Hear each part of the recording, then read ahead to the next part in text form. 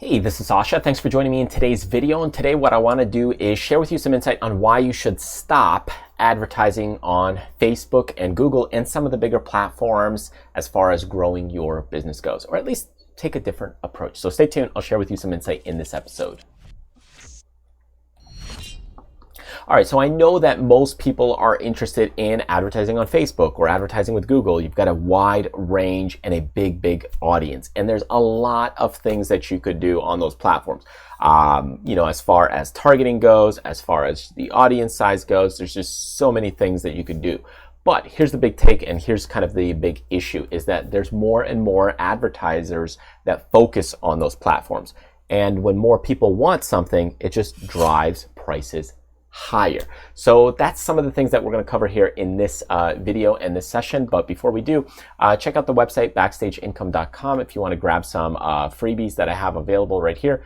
Just go into the freebies section. There's a lot of great PDFs, downloads, checklists, and much more that you could get for building and growing your business. All right, let's get back to what we've been talking about, and that is not using Facebook or Google. It's not to say that you shouldn't stop using them fully, but what I'd like for you to do is to go in and try, because that's what advertising is try a test on other smaller platforms and see if your audience is there. Because a lot of times, a lot of these newer platforms, it could be things like Pinterest.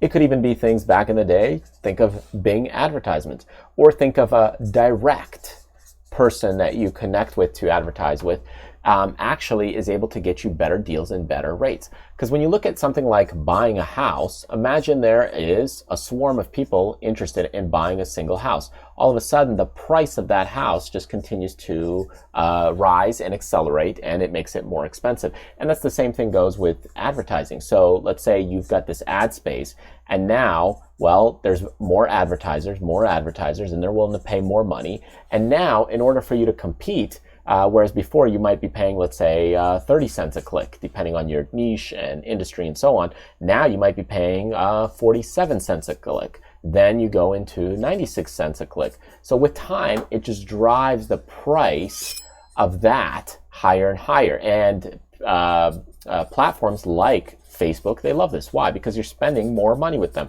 That increases their revenue. And it's for the same reason why things like their stock price as well, if we just check out Facebook, continues to go up and up and up. It's really, because they're making more money. So with time, that's just what naturally happens. I mean, obviously it's not the only thing, but that's what goes on, and that's what happens is just with time, the advertising rates will continue to go up. That's just numbers, right? More and more people, more advertisers get in there, drives the price up. Now, I'm not saying don't use Facebook and Google completely.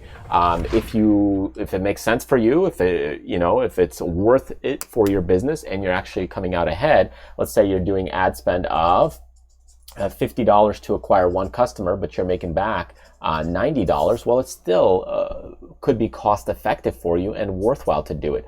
But in some other platforms, it might only cost you $30 to acquire a customer, or $16 to acquire a customer, or maybe even $42. Even if it's just a little bit cheaper, it's still better than $50.